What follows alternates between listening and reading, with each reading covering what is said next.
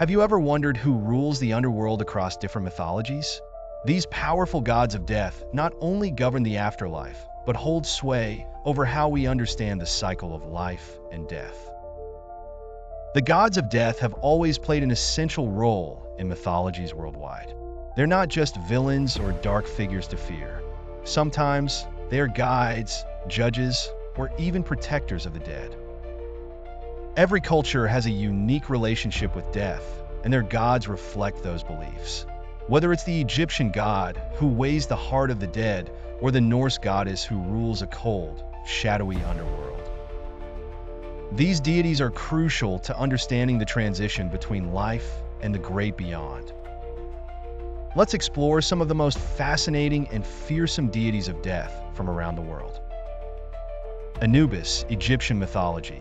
In ancient Egypt, death was considered just another step in the journey of the soul, and one god stood as the key protector of that journey, Anubis.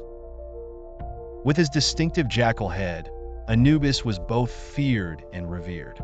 He was the god of mummification and the protector of the dead, making sure that the body of the deceased was prepared properly so the soul could pass into the afterlife. But Anubis' most significant role was as a guide to souls entering the underworld. It was believed that he led them through dark and treacherous paths to face their final judgment. Perhaps the most well-known aspect of Anubis' duties is the weighing of the heart ceremony. In the Egyptian Book of the Dead, it was Anubis who weighed the hearts of the deceased against the feather of Maat, the goddess of truth. If your heart was lighter than the feather, it meant you lived a life of virtue and truth, allowing you to enter the field of reeds, the Egyptian afterlife. But if your heart was heavy with sin, it was consumed by the demon Ammit, and your soul would be destroyed. For the Egyptians, Anubis was more than just a god of death. He was the key to finding peace in the afterlife. Hades, Greek mythology. In Greek mythology, death was ruled not by an evil figure, but by Hades, a god often misunderstood. Hades was not the devil or a tormentor. He was simply the overseer of the dead, maintaining the balance between life and death. He ruled over the underworld, a realm where all souls, good or bad, eventually found themselves after death. Unlike the fiery hell of later Christian beliefs, the Greek underworld was more of a shadowy, neutral place where souls existed after their time on Earth had ended. While Hades himself wasn't cruel, he was certainly feared by mortals. Greeks hesitated to even speak his name, for fear of drawing his attention. But despite his fearsome reputation, Hades played a crucial role in maintaining the order of the universe. Death, after all, was a part of life, and Hades' role was to ensure that once souls left the world of the living, they stayed in the underworld, never to return. His kingdom, often called the House of Hades, was a necessary part of existence. Without him, the dead might wander the earth, disrupting the balance between the living and the dead. What sets Hades apart is that he wasn't malicious. He didn't seek out the souls of the dead or take pleasure in their passing. He was simply the ruler of the underworld, keeping everything in its proper place. The Greeks didn't see Hades as a god of evil, but as a guardian of the cycle of life and death, ensuring that one followed the other as naturally as night follows day. Hel, Norse mythology. In Norse mythology, the underworld was ruled by Hel, a goddess whose name has become synonymous with the realm she governed.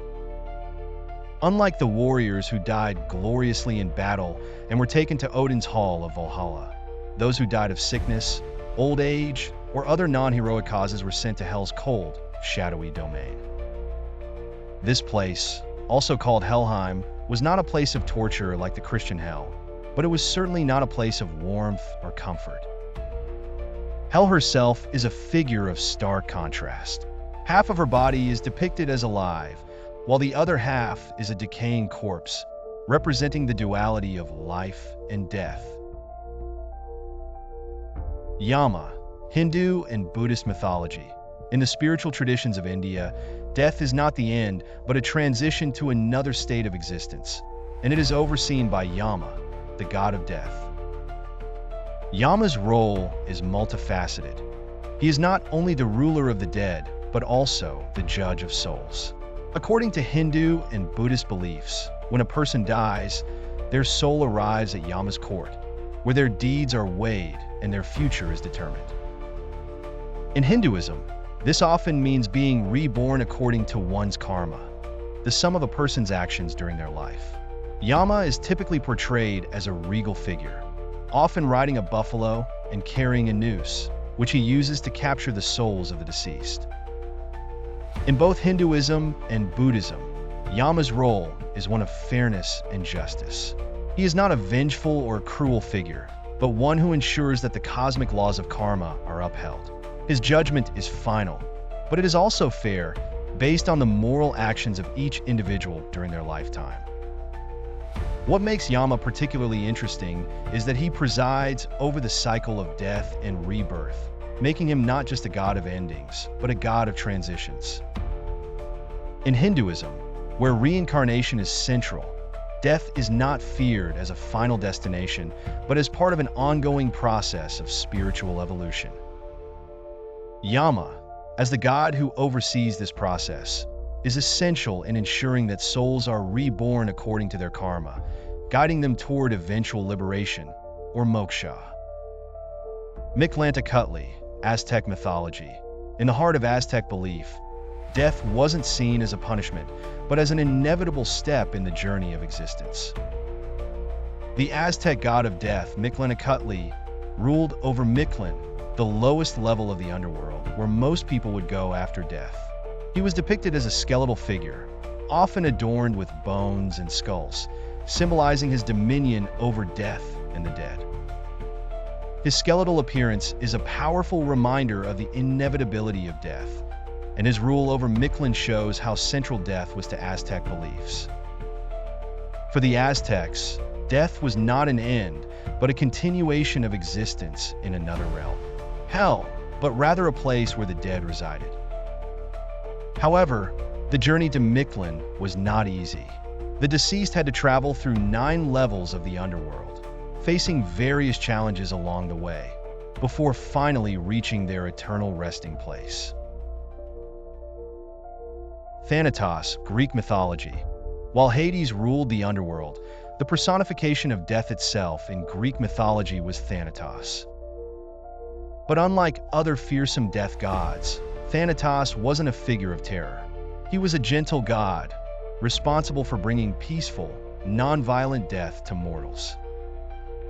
Thanatos was often depicted as a serene figure, sometimes with wings, who brought a quiet end to life.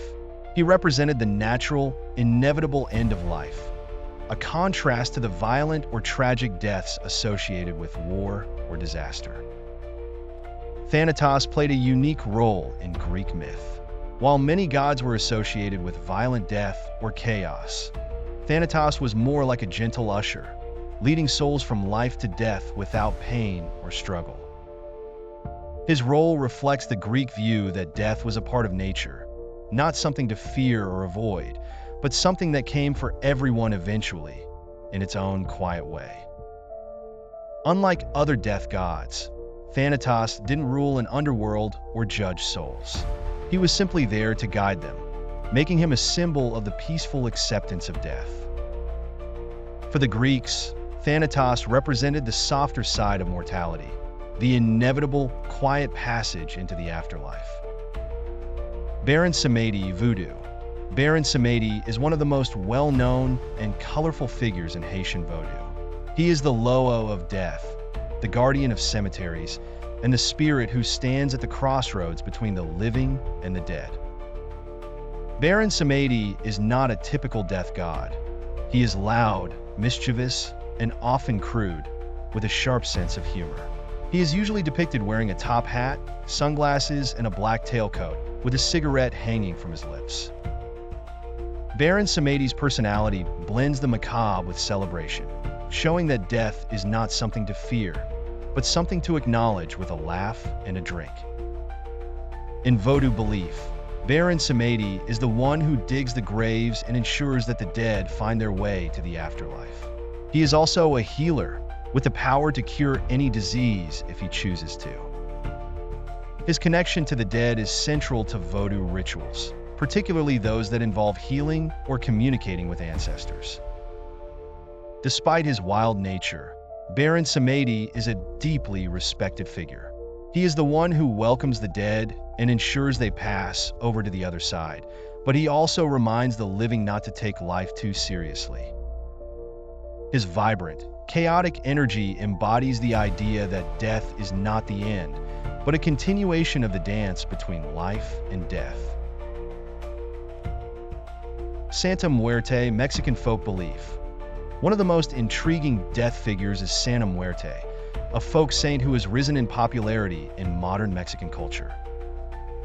Santa Muerte, or Holy Death, is a figure that blends elements of Catholicism with indigenous Mexican beliefs about death. She is often depicted as a skeletal figure, draped in robes similar to those worn by the Virgin Mary. But unlike most Christian saints, Santa Muerte is not officially recognized by the Catholic Church, despite her widespread following. For her devotees, Santa Muerte is not just the embodiment of death. She is a powerful figure who grants protection, justice, and even miracles. She is particularly popular among those living on the margins of society, people who feel abandoned by traditional religious and social structures. Her followers see her as a compassionate figure, someone who understands the struggles of life and the inevitability of death. In this way, Santa Muerte represents a bridge between life and death, offering comfort to those who live with danger or uncertainty. Santa Muerte is often called upon for blessings, protection, and guidance, especially in matters related to health, love, and justice. Her role as a protector of the marginalized reflects the broader Mexican relationship with death, where it is not something to be feared, but something to be respected and honored. She is a symbol of the closeness between life and death in Mexican culture, and her popularity continues to grow, showing that death, far from being something to avoid, is a powerful force that can offer comfort and protection. As we've seen, death takes on many faces in mythology. Whether it's Anubis weighing your soul, Hades watching over the underworld, or Baron Samedi laughing at the crossroads, these gods remind us that death is universal. Across the world, these deities embody the human fascination and fear of death. Each of these gods, in their unique ways, ensures that life continues beyond the grave. Whether they judge, protect, or guide souls, they show us that death is not something to be feared, but something that connects all living things.